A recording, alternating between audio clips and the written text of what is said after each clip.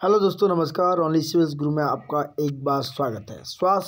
सुस्वागतम news today. सुस्वागतम in your prelim booster. दोस्तों 8 फरवरी 2022 का न्यूज़ टुडे है।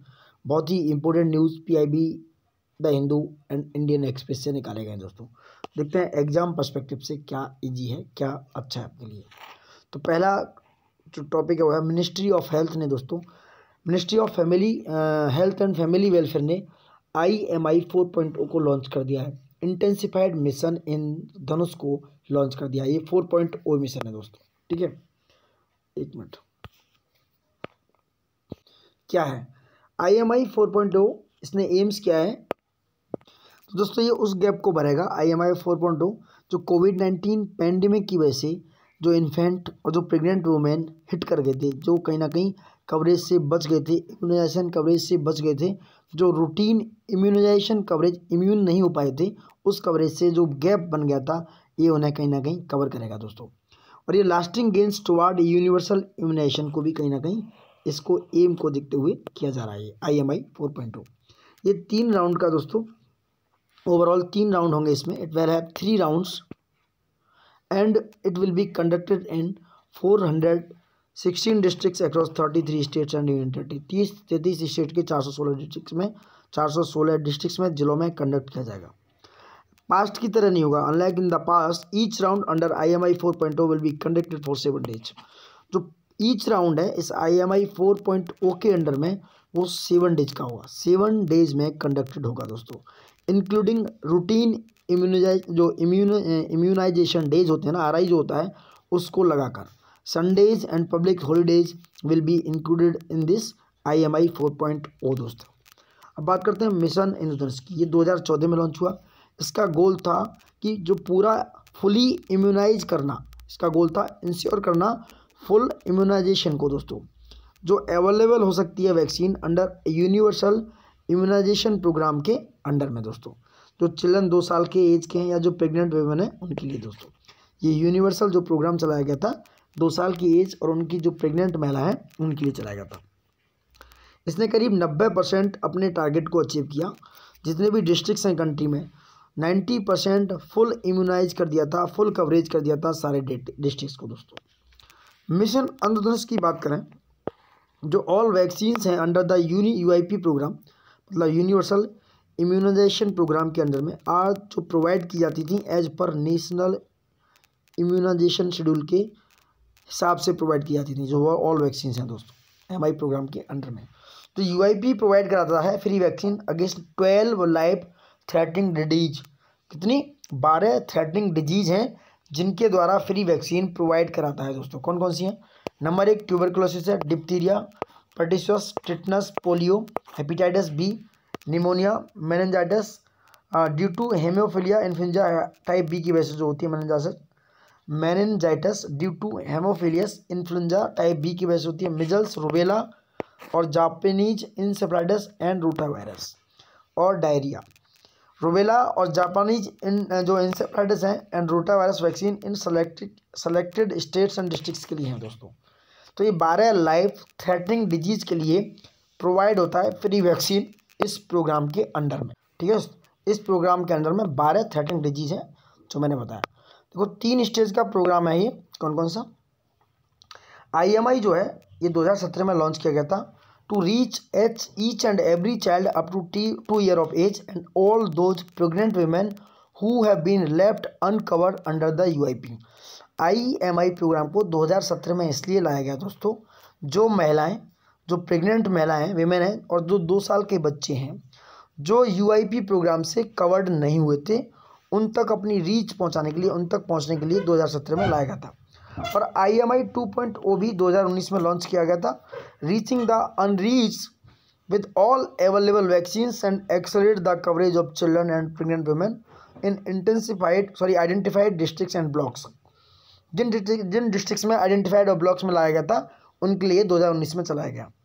वहीं IMI 3.0 को लॉन्च किया गया 2021 में। इसका फोकस था चिल्ड्रन हैं, बच्चे हैं एंड प्रेग्नेंट वीमेंस पे, जो मिस हो गए हैं, जिनको कोविड-19 पैंडेमिक की वजह से मिस हो गई है वैक्सीन, उनका टारगेट था। फरवरी 2021 में इसको लॉन्च किया गया IMI 3.0 को दोस्तों। अब आया IMI 4.0 दोस्तों, ठीक है। इसी के फेस में एक और है पर्वतमाला। ये पर्वतमाला जो है N efficient and safe alternate transport network है ये दोस्तों। कहाँ है पर्वतमाला? फाइनेंस मिनिस्ट्री ने 2022-23 के बजट में नेशनल रोपवे डेवलपमेंट प्रोग्राम, ये क्या है, नेशनल रोपवे डेवलपमेंट प्रोग्राम पर्वतमाला को लॉन्च किया है, अनाउंस किया है बजट 2022-23 में। ये क्यों किया है दोस्तों? ठीक है, तो एक पर्वतमाला जो है sustainable alternate place of conventional roads, जो डिफिकल्टी है हिल एरिया में उसको कहीं ना कहीं दूर करने के लिए, ओवरकम करने के लिए पर्वतमाला प्रोजेक्ट लाया गया दोस्तों। ये कनेक्टिविटी एंड कन्वीनियंस जो कम्यूटर्स हैं उनके लिए इम्प्रूव तो करेगा ही, यानी कि अगर बात करें टूरिज्म के बाद, यानी कि प्रमोटिंग करने के बाद टूरिज्म को, उसके बाद कहीं ना कहीं हमें इस बात के लिए भी फ़ायदा मिलेगा कि जो हमारा कनेक्टिविटी और कन्वीनियंस है वो कहीं ना कहीं इम्प्रूव होगा दोस्तों। अभी अगर देखा तो प्रेजेंटली कहाँ स्टार्ट किया जाएगा? उत्तराखंड में। It is being presently started in regions like Uttarakhand, Himachal Pradesh, Manipur, Jammu Kashmir and other north eastern states. जो नॉर्थ ईस्ट के स्टेट है वहाँ पर ये स्टार्ट किया जा रहा है। फरवरी 2021 में बात करें दोस्तों, गवर्नमेंट ऑफ इंडिया का जो रूल है 1961, it was amended and which enable ministry of road transport and highway to also look after the development of rope way and alternate mobility solutions. तो जो गवर्नमेंट ऑफ इंडिया का जो allocation of business rules 1961 है उसको amend कर दिया गया दोस्तों। उसको करने के बाद ministry of road transport and highway को देखभाल करने के लिए, ropeway and alternate mobile solutions को डेवलप करने का देखभाल करने के लिए इसको मिनिस्ट्री ऑफ रोड ट्रांसपोर्ट को जिम्मा सौंप दिया।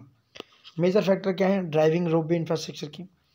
रोपवे प्रोजेक्ट जो है कहाँ रिजल्ट होंगे? लोअर लैंड एक्वाजिशन कॉस्ट होगा इनका। Ropeway projects results in lower land acquisition cost sorry, क्योंकि यहाँ पर लैंड की कम जरूरत पड़ेगी तो कम पैसा लगेगा। फास्टर मोड ऑफ ट्रांसपोर्टेशन होगा कि जल्दी जा सकते हो, पहाड़ों से इधर उधर होकर गुजरना पड़ेगा। दूसरा एनवायरनमेंट फ्रेंडली रहेंगे, क्योंकि इट एमिट्स लो डस्ट होगा इसमें, कम लो डस्ट को एमिट करेंगे दोस्तों। And it is last mile connectivity होगी, यानी कि एक तरीके से ये कहीं ना कहीं ड्राइविंग रोपवे इंफ्रास्ट्रक्चर होगा दोस्तों। दूसरी बेनिफिट क्या क्या है इससे? जो डिफ़िकल्टी है, जो चैलेंजेज हैं सेंसिटिव टेरेन में जाने के लिए, वो कहीं ना कहीं आइडियल होंगे। Ropeway having multiple cars propelled by a single power plant like that, और इससे कहीं ना कहीं कंस्ट्रक्शन जो है, ये construction and maintenance cost reduce होगा दोस्तों, ठीक है। रोपवे जो है अलाउ करेगा simultaneous transport of different types of material, ये कहीं ना कहीं अलाउ करेगा। जो रोपवे है एंड केबल वे, जो केबल क्रेन्स के थ्रू जाते हैं दोस्तों, it can handle large slopes and large difference in elevation. कहीं ना कहीं बहुत डिफरेंट है रोपवे एंड कारवेज में, केबल वेज में। इट कैन हैंडल, ये कर सकते हैं बहुत सारे large slopes and large differences elevation में दोस्तों, ठीक है। इट्स ऑल अबाउट पर्वतमाला। अब बात करते हैं नेशनल मेडिकल कमीशंस की। क्या है? It brings out guidelines regarding fees structure for private medical college, यानी कि एक फीस स्ट्रक्चर की तैयारी कर रहे हैं, ये लेकर आए हैं मतलब प्राइवेट मेडिकल कॉलेज के लिए। इस डिसीजन के अकॉर्डिंग देखा जाए, जो फीस है, यानी कि fees for 50% of seat in private medical college, वो किसके लिए होंगी? 50% सीट है प्राइवेट मेडिकल कॉलेज के। The fees for 50% of seats in private medical college and deemed university should be at par with the government medical college in the same state और union territory. तो उनकी जो fees structure होगा वो government college और state union territory की तरह होगा 50% सीटों पर। इसका बेनिफिट क्या है इस फीस स्ट्रक्चर का? It will be first made available to those candidates who avail themselves of government quota seats. ये उनके लिए अवेलेबल होगी जिनके पास गवर्नमेंट कोटा सीट्स अवेलेबल है दोस्तों, ठीक है। If government quota seats are less than 50% of the seats in college, then this benefit will pass on to remaining candidate on the basis of merit. अगर वो जो गवर्नमेंट कोटा सीट्स आए, यानी कि गवर्नमेंट कोटा जो सीट्स हैं वो 50% total college की सीट से कम रहता है, तो ये जो बेनिफिट किसके लिए पास कर दिया जाएगा? मेरिट के बेसिस पर जो और स्टूडेंट हैं उनके लिए दोस्तों। सेक्शन 10 जो है national medical college national medicine act 2019 का सेक्शन जो 10 है वो कहीं ना कहीं रिस्पॉन्सिबल बनाता है फीस डिटर्मिनेशन को, all other charges to 50% seats हैं उनके लिए वगैरह वगैरह दोस्तों। बाकी का सारा सिनेरियो आप देख सकते हो। इससे क्या होगा, it's aim to benefit meritorious and deserving student, जो बहुत पढ़ने में अच्छे हैं, जो डिजर्विंग हैं, जिनकी फाइनेंशियल प्रॉब्लम्स हैं, उन्हें कहीं ना कहीं फ़ायदा मिलेगा इस चीज़ से दोस्तों। अब देखो ग्रांट्स इन्होंने प्रोवाइड कराया discom based on action plan progress all states on board. जो डिस्कॉम बेस्ड एक्शंस प्लान है जो प्रोग्रेस कर रहे हैं उनके लिए ग्रांट्स की बात कर रहे थे सारे स्टेट्स में।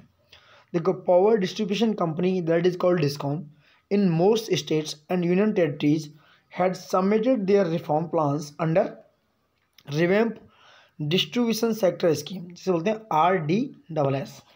तो कहीं ना कहीं जो पावर डिस्ट्रीब्यूशन कंपनी है बहुत सारे यूनियन टेरिटरीज में और बहुत सारे स्टेट्स में ये जो रिफॉर्म है, रिफॉर्म प्लान लेकर आ रही है, किसके अंडर में, RDSS के अंडर में। वहीं गवर्नमेंट की बात करें, is likely to sanctions all plans and are accordance with the schemes guidelines by end of the fiscal. तो ये सारी चीज़ें हो रही हैं। RDSS क्या है, ये एक reform based and result linked scheme है जो मिनिस्ट्री ऑफ पावर ने इसको इंट्रोड्यूस किया है दोस्तों। इसका ऑब्जेक्टिव क्या है, ये कहीं ना कहीं देखा जाएगा दोस्तों। RDSS जो टेक्निकल एंड कॉमर्शियल चीज़ें हैं, यानी कि उनके एग्रीगेशन को, यानी कि जो बढ़ रहे हैं इस तरीके के, उन्हें रिड्यूस करेगी। It is reduce aggregate total, अगर बात करें टोटल टेक्निकल एंड कॉमर्शियल जो लॉसेस हैं एक्रोस डिस्कॉम टू 12 to 15%, करीब 12 से 15% ऐसे जो लॉसेस हैं उन्हें कहीं ना कहीं रिड्यूस करेगी।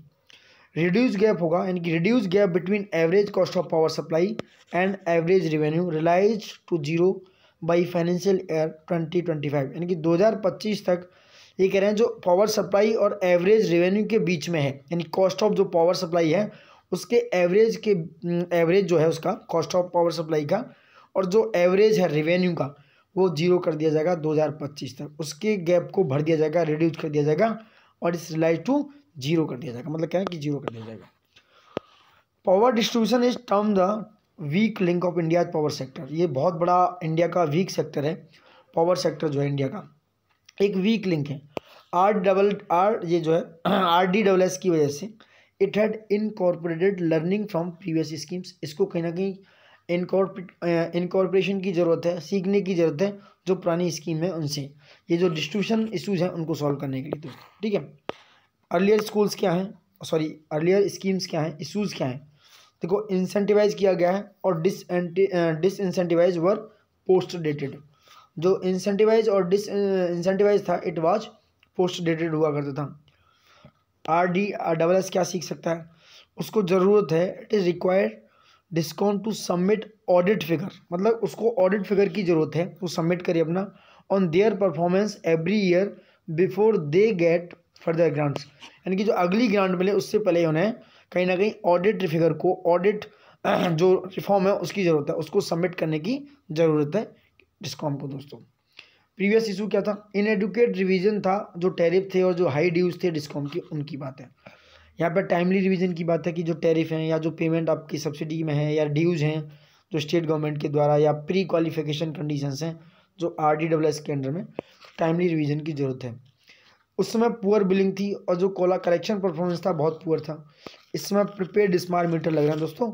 आप स्मार्ट मीटर का मतलब, प्रीपेड का मतलब है कि आप पैसे मतलब बिल भरोगे तो ही आप बिजली चला सकते हो, इस तरीके का सिचुएशन है इस समय, ठीक है। तो वहीं बात करें तो मिनिस्ट्री ऑफ पावर है, मिनिस्ट्री फॉर पावर लॉन्च पावरथॉन 2022, यानी कि पावर और हैकाथन को मिला के बनाया ये पावरथॉन 2022। ये एक हैकाथन है जो कंपटीशन है, it is a hackathon competition under RDSS to find technology driven solution. मतलब जो ये हैकाथन है पावरथॉन 2022, ये कहीं ना कहीं कंपटीशन बेस्ड बनेगा RDSS के अंडर में, और जो टेक्नोलॉजिकल से चल सके, जो ड्राइव कर सकते, उस सॉल्यूशन को सॉर्ट आउट कर सकते, ऐसी टेक्नोलॉजी को अपग्रेड करेगा, लेकर आएगा, और जो कॉम्प्लेक्स प्रॉब्लम है पावर डिस्ट्रीब्यूशन है उन्हें सॉर्ट आउट किया जाएगा दोस्तों, ठीक है। तो ये सारी चीज़ें थी और ये देखते हैं ये क्या है, ये एपेडा की न्यूज़ है एक। APEDA finds lapses in organic certificate process. APEDA है एक agriculture and proceed food product export development authority है एक। इसने पाया इस ऑर्गेनिक सर्टिफिकेशन की प्रोसेस में, ऑर्गेनिक सर्टिफिकेट देने की प्रोसेस में एपेडा ने बहुत सारे लैप्स पाए, बहुत सारी कमियां पाई। क्या था, एपेडा जो है दोस्तों एक एग्रीकल्चर से एक्सपोर्ट फूड को प्रोडक्ट को एक्सपोर्ट करने की एक अथॉरिटी है। इसने पाया कि suspend the accreditations of a firm certifying organic produce for violation of national regulation in the certification process. APEDA ने पाया कि जो सस्पेंड हो चुके हैं जो सर्टिफिकेट, वो कहीं ना कहीं जो ऑर्गेनिक प्रोड्यूस कर तो रहे हैं पर वो कहीं ना कहीं नेशनल रेगुलेशन को, नेशनल सर्टिफिकेशन प्रोसेस को वॉयलेट कर रहे हैं दोस्तों। वॉयलेशन क्या है? वॉयलेशन इंक्लूड है farmer being certificate without being inform, मतलब वो जो फार्मर्स का सर्टिफिकेट है बिना इन्फॉर्म किए कहीं ना कहीं वॉयलेट किया जा रहा है। यूज़ ऑफ यूरिया और भी बहुत सारी ओनिंग कंप्लेंट्स हैं, इम्पोर्टिंग नेशंस लाइक बांग्लादेश, इस तरीके से। अब ऑर्गेनिक सर्टिफिकेट क्या है? देखो, ऑर्गेनिक सर्टिफिकेट ऐसा प्रोसेस सर्टिफिकेशन है जो कहीं ना कहीं इंटेंड करता है प्रोड्यूसर के लिए organic food. It is intend for producer of organic food. Generally it involves A set of production standard for growing, storage, processing, packaging and shipping. ये सारी चीज़ें कहीं ना कहीं ऑर्गेनिक सर्टिफिकेशन में इंक्लूड होती हैं, उस प्रोसेस का पार्ट होती हैं। दूसरा क्या है? Provision of synthetic chemical input, ये कहीं ना कहीं प्रोहिबिट होते हैं। Synthetic chemical input like genetically modified organism है वो भी कहीं ना कहीं प्रोहिबिट है। Use of farmland that has been free from chemicals for a number of years, उनका यूज कर सकते हो आप। और स्ट्रिक्ट फिजिकल सेपरेशन है ऑर्गेनिक प्रोडक्ट का और जो नॉन सर्टिफाइड प्रोडक्ट्स ही, नॉन सर्टिफाइड प्रोडक्ट्स हैं उनसे ऑर्गेनिक प्रोडक्ट को सेपरेट फिजिकली कर सकते हो स्ट्रिक्ट वे में। और साइट पे जो इंस्पेक्शन होना है वो पीरियोडिक बेस पर होना चाहिए, लगातार होना चाहिए एक तरीके से। India has 2 organic certification schemes. कौन कौन सी? इंडिया के पास है number 1 national program on organic production, जो कि एक्सपोर्ट के लिए है, ये थर्ड पार्टी सर्टिफिकेशन है दोस्तों। दूसरा है, इसको एपिडा ही सर्टिफाइड फैसिलिटेट करता है। ये जो सर्टिफिकेशन है एपिडा के द्वारा ही फैसिलिटेट होता है दोस्तों। दूसरा है पार्टिसिपेशन, जो पार्टिसिपेटरी गारंटी स्कीम है दूसरी, जो सर्टिफाइड यूज करती है, यानी national centre of organic farming under ministry of agriculture. It was in which producer verify the production practice of each other. Then National Center of Organic Farming under Ministry of Agriculture facilitate the certificate. This all about APEDA and organic certification. कुछ और news हैं देखो जो बहुत important है, exam prelims booster है ये, उसके लिए दोस्तों देखो क्या है, न्यू मीडिया एक्रीडेशन गाइडलाइंस क्या है। गवर्नमेंट ने इशू किया है सेंट्रल मीडिया एक्रीडेशन गाइडलाइंस 2022 दोस्तों। ये क्या है? Accredited media persons it have been prohibited from using the word accredited to the government of India. वो जो एक्रीडेटेड मीडिया है कहीं ना कहीं जो पर्सन है उसके, वो इस वर्ड को accredited to the government of India को कहीं ना कहीं प्रोहिबिट कर दिया गया यूज करने से दोस्तों। Like public social media profile में, विजिटिंग कार्ड्स, लेटर हेड्स और वगैरह वगैरह। Accreditation will be withdraw or suspend if a journalist act in a manner prejudicial to the country's security, sovereignty and integrity, friendly relation with foreign state, public order or is charged with a serious cognizable offense. Accreditation मतलब अगर accreditations को withdraw किया जा सकता है, withdraw किया जाएगा और सस्पेंड भी किया जाएगा दोस्तों, कब कोई भी जर्नलिस्ट इस तरह का मैनर, इस तरह का व्यवहार करता है जो कि प्री जुडिशियल वे में है। प्री जुडिशियल वे में अगर ऐसा व्यवहार करता है जो कंट्री की सिक्योरिटी, सोवरेनिटी, इंटीग्रिटी और भाईचारा दोस्ताना के लिए जो फॉरेन स्टेट के साथ बने हुए हैं, तो कहीं ना कहीं एक्रीडेशन को विड्रॉ और सस्पेंड किया जा सकता है दोस्तों। ठीक है, the public order is charge with serious cognizable offence, उस पर कहीं ना कहीं सीरियस कॉग्निजेबल ऑफेंसेस भी लगाए जा सकते हैं।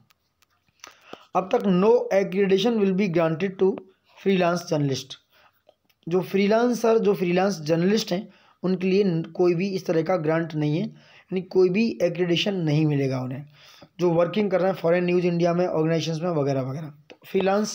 तो फ्रीलांस जर्नलिस्ट हैं उनके लिए कोई भी एक्रीडेशन नहीं, नॉर्म है, कोई नॉर्म है नहीं इस तरीके का, नो एक्रीडेशन है उनकी। No accreditation will be grant to freelance journalist with working for foreign news, foreign media and foreign organisations दोस्तों। ठीक है, अब बात करते हैं draft national air sports policy 2022। ये एयर स्पोर्ट्स इन कंट्री में, यानी हमारे भारत में कंट्री में प्रमोट करने के लिए जो एयर स्पोर्ट्स हैं उनके लिए लाई गई है। Government has prepared A draft NSP 2022। इसके की rights is not very important, आप देख लेना एक बार, पढ़ सकते हो। अब बात करते हैं ये क्या है, draft international financial service central authority fund management regulation 2022 क्या है। इफ इसका invited comments from public on the draft, यानी कि international financial service central authority जो है दैट इज कॉल्ड इफस्का, इसने इनवाइट किया है कि भैया पब्लिक से इस ड्राफ्ट पर कमेंट आने चाहिए, यानी हो सकते हैं कमेंट कर सकती है पब्लिक इस पर। इसके साइलेंट फीचर क्या है जो ड्राफ्ट लेके आई है इफस्का, साइलेंट है इसका साइलेंट फीचर ये है जो इस रेगुलेशन में प्रपोज किए गए हैं। सिंगल रजिस्ट्रेशन होगा जो मल्टीपल एक्टिविटीज़ हैं उनके लिए, और वेंचर कैपिटल स्कीम्स होंगी और नॉन रिटेल स्कीम्स होंगी जो क्या है, it is filed can open for subscription by investor immediately upon filing with IFSCA. समझ रहे हैं, यानी वेंचर कैपिटल स्कीम और नॉन रिटेल स्कीम्स को फाइल कर सकते हो आप, और जो इन्वेस्टर्स के द्वारा उसका ओपन फॉर सब्सक्रिप्शन के लिए उन्हें खोला जा सकता है, किसके द्वारा, इन्वेस्टर के द्वारा, जब वो इफस्का के साथ क्या कर लेगा, फाइलिंग कर लेगा। Investors expect fund manager to make environmental social governance, जो इन्वेस्टर्स हैं उनका एक्सपेक्टेशंस होंगे कि जो फंड मैनेजर हैं वो क्या करेंगे, to make environment social governance integral to their investment strategy, और ये ESG वाला फॉर्म अप्लाएंगे उस मैनेजर में, और रिटेल पार्टिसिपेशन होगा प्राइवेट मार्केट में। दोस्तों इफस्का एक्ट 2019 के अंडर एस्टेब्लिश किया गया था। ये एक यूनिफाइड अथॉरिटी है डेवलपमेंट एंड रेगुलेट करने के लिए फाइनेंशियल प्रोडक्ट्स को, फाइनेंशियल सर्विसेज को एंड फाइनेंशियल इंस्टीट्यूशंस को, जो IFSC इंडिया में होते हैं। IFSC इंडिया का जो का गिफ्ट सिटी कहाँ बना है, गांधीनगर गुजरात में बना है दोस्तों, इस तरीके से है। अब फिनटेक ओपन समिट हुई है, इसकी बात करते हैं। क्या है fintech open summit, to showcase importance of fintech industry, यानी कि फिनटेक इंडस्ट्री की इम्पोर्टेंस को दिखाने के लिए नीति आयोग ने कोलैबोरेशन किया है फोनपे के साथ, and other organise fintech open virtual summit NITI Aayog in collaboration with PhonePe and others, यानी फोनपे और अदर्स के साथ कोलैबोरेट किया नीति आयोग ने, और एक fintech open virtual summit organise की है। फाइनेंशियल टेक्नोलॉजी की बात कर रहे हैं हम दोस्तों, फिनटेक का मतलब ये एक तरीके का ऐसा इनिशिएटिव है जो कि it will bring together regulators जो फाइनेंस को कहीं ना कहीं मैनेज कर रहे हैं, जो रेगुलेट कर रहे हैं, तो ये कहीं ना कहीं साथ में लेके आएगा जो फिनटेक प्रोफेशनलिज्म है उनको, एंड जो एंथुसियास्ट लोग हैं, industry leader, startup community and developers हैं, उनको कहीं ना कहीं कोलैबोरेट करेगा, एक्सचेंज करेंगे ये लोग आइडियाज़ और अपने अपने इनोवेशंस को। तो it will bring together regulators and all these guys. इसके 3 ऑब्जेक्टिव हैं फिनटेक ओपन समिट में। क्या क्या ऑब्जेक्टिव हुए, ओपन इकोसिस्टम को एनकरेज करना, इनोवेशन एंड ग्रोथ को तेज़ी से करना, financial inclusion and new models like account aggregator जैसी चीज़ों को इंश्योर करना। दोस्तों फाइनेंशियल टेक्नोलॉजी मतलब फिनटेक, ये क्या है, it is use to describe new technology that seeks to improve and automate delivery and use of financial service. Financial technology समझ गए होंगे क्या है, ये ऐसी चीज़ों को, नई टेक्नोलॉजी को डिस्क्राइब करता है जो आपके डिलीवरी, ऑटोमेटिक डिलीवरी सिस्टम को या आपकी फाइनेंशियल सब को अच्छे से यूज कर सकें, इम्प्रूव कर सकें और तेज़ी से कर सकें। अब आते हैं ऑपरेशन आहट। आहट ऑपरेशन को दोस्तों रेलवे प्रोटेक्शन फोर्स RPF ने लॉन्च किया। ये नेशन वाइड जितने भी ऑपरेशन है, ये nation wide operation to curb human trafficking, ये ऑल ओवर इंडिया में ह्यूमन ट्रैफिकिंग को कर्ब करने के लिए, कम करने के लिए, ख़त्म करने के लिए ये रेलवे प्रोटेक्शन फोर्स के द्वारा ऑपरेशन आहट चलाया जा रहा है। Special teams will be deploy in on all long distance train routes with focus on rescuing victims particularly women and children from the clutches of traffickers। जो ट्रैफिकर से clutch से, उसके शिकंजे से जो स्पेशल टीम है जो लंबी दूरी की ट्रेन और उन ट्रेन रूट से उन पर डिप्लॉय किए जाएंगे, जो इस तरह के सिनेरियो को विमेन और चिल्ड्रन को इस तरीके से जो ह्यूमन ट्रैफिकिंग में इन्वॉल्व हो जाते हैं उनसे बचाया जाएगा।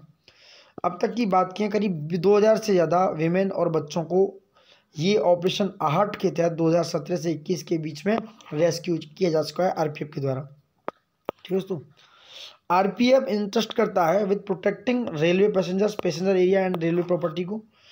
This is only central arm force which has power to arrest, investigate and prosecute criminals, and इसकी जो अथॉरिटी है मिनिस्ट्री ऑफ रेलवे है, ठीक है। अब बात करते हैं सोवा रिगपा। क्या है Sowa Rigpa? For first time the entrance test to bachelor of Sowa Rigpa medicine and surgery. ये एक तरीका सोवा रिगपा एक तरीके का मेडिसिन है, Sowa Rigpa medicine and surgery. It will be conducted through national commission for Indian system of medicine and NEET. First time ये entrance test होगा bachelor of Sowa Rigpa medicine और सर्जरी के लिए दोस्तों, जो कहीं ना कहीं नेशनल एलिजिबिलिटी कम टेस्ट के थ्रू होगा, नीट के थ्रू होगा, ठीक है। कंडक्टर किसके थ्रू कंडक्टेड होगा? National commission for Indian system of medicine. Sowa Rigpa commonly इसको आमची सिस्टम ऑफ मेडिसिन बोला जाता है, आमची अंची जो भी है, is one of the oldest living and well documented medical tradition of the world. ये संसार का मेडिकल एक तरीके की मेडिकल सिस्टम है, ये मेडिकल का ट्रेडिशन है, ये सबसे ज़्यादा पुराना मेडिकल सिस्टम है, अभी तक जिंदा है दोस्तों, इसके डॉक्यूमेंट अभी तक जिंदा है। ये पॉपुलरी जो सबसे ज़्यादा कहाँ पर, तिब्बत, मंगोलिया, भूटान जैसे जगह पर इसको सबसे ज़्यादा प्रैक्टिस में लाया जाता है। सबसे ज़्यादा कुछ part China, Nepal, Himalaya regions में भी इसका यूज़ किया जाता है सोवा रिगपा का, देखा होगा आपने पिक्चरों में। प्लेस इन न्यूज़ की बात करें तो ये है शेषाचलम। शेषाचलम फॉरेस्ट की बात हो रही है दोस्तों, तो ये कहाँ पर, ये आंध्र प्रदेश के ईस्टर्न घाट पर ये लोकेटेड है। इसकी जो बाउंडेड है ये कहाँ से, ये रॉयल सीमा अपलैंड से बाउंडेड है, जो वेस्ट में है दोस्तों इसके। एंड इसके जो नॉर्थ वेस्ट में है वो क्या है, वेस्ट और नॉर्थ वेस्ट में है रॉयल सीमा अपलैंड, और नंदन वैली जो है इसके नॉर्थ ईस्ट में है, जो कहाँ से फॉर्म होती है, कुंदेरू रिवर से, ठीक है। इस याद रखना, शेषाचलम जो है फॉरेस्ट कहाँ पर है, ईस्टर्न घाट आंध्र प्रदेश के, और इसके नॉर्थ वेस्ट और वेस्ट में कौन, रायलसीमा है, और जो नॉर्थ ईस्ट में है वो क्या है, नंदन वैली रहती है दोस्तों। This general trend is east south east. There general trend जो है इसका ईस्ट साउथ ईस्ट है। ये करीब 7 पहाड़ियों को, 7 पीक्स को रिप्रेजेंट करता है, 7 हुड्स ऑफ आदिशेषा, जिनको क्या बोलता है, 7 हुड्स, 7 हुड हैं इसके आदिशेषा के, then the name of Seshachalam, ठीक है दोस्तों। इसका एरिया फेमस है किसके लिए, रेड सैंडर्स ट्रीज के लिए, जो यहाँ पाए जाते हैं शेषाचलम में। मतलब एक बात कहूँ तो ये क्या है, चंदन की लकड़ी बोलते हैं रेड सैंडर्स को, जो पुष्पा में दिखाई गई है, पुष्पा पिक्चर आपने देखी हो तो। शेषाचलम बायोस्फीयर रिजर्व भी लोकेटेड है यहाँ पर, ठीक है। कामेंग रिवर की बात करें तो कामेंग रिवर जो है ब्रह्मपुत्र रिवर की ट्रिब्यूटरी है, मेजर ट्रिब्यूटरी है, जो अरुणाचल प्रदेश के ईस्ट कामेंग डिस्ट्रिक्ट से निकलती है दोस्तों, ठीक है। इसको कामेंग को जिया बरेली भी बोला जाता है आसाम में। इसका जो सोर्स है वो नेगी कांगसेंग ग्लेशियर लेक के पास से निकलती है दोस्तों, और one of the highest mountain है ये अरुणाचल प्रदेश में। कौन सा? नेगी कांगसेंग।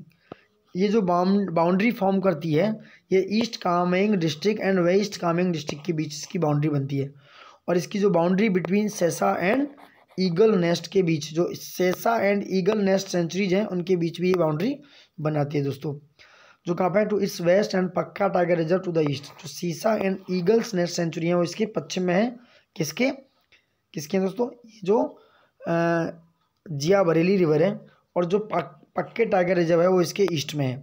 इसकी ट्रिब्यूटरीज कौन है जिया बरेली रिवर की? इसकी ट्रिब्यूटरीज है तिप्पी नाला, जैसे बोलते हैं तिप्पी रिवर, तेंगा, बायोचिम एंड दिरांगचू, ये इसकी ट्रिब्यूटरीज हैं दोस्तों, ठीक है। ये मैं थोड़ा आपको ये दिखा देता हूँ, ज़रूरी है। देखो एक मिनट, ये बड़ा कर लेते हैं। ये ईस्ट में इसके पक्के टाइगर रिजर्व है, ये नामेरी नेशनल पार्क है, और ये जो दोस्तों ये जो नदी आ रही है ना, ये क्या है, कामेंग रिवर है। क्या है ये, सॉरी, ये है कामेंग रिवर, ठीक है। ये अरुणाचल प्रदेश है, ये सेप्पा टाउन है, ये पक्के टाइगर रिजर्व है, जो इसके कहीं ना कहीं ईस्ट में पड़ रहा है, ठीक है। इट्स ऑल अबाउट दोस्तों। अब देखो सचिन दास सन्याल की बात हो रही है, आपने पढ़ाई होगा हिस्ट्री में, आप देख सकते हो पर्सनालिटी न्यूज़ में रही है, क्या क्या है, किस किस के लिए इन्होंने अटैक किया था वायसराय हार्डिंग को, बहुत सारी चीज़ें हैं इसके रिलेटेड। It's all about. आज का जो 8 फरवरी है कंप्लीट हो चुका है। Thank you for watching it दोस्तों। Please like share and comment कीजिएगा, और ज़्यादा से ज़्यादा इस वीडियो को वैल्यूएबल बनाएगा। So thank you for watching it and love you all. Please like share comment, और प्लीज़ उस बेल आइकन पर क्लिक करके चैनल को सब्सक्राइब कर सकते हैं आप दोस्तों।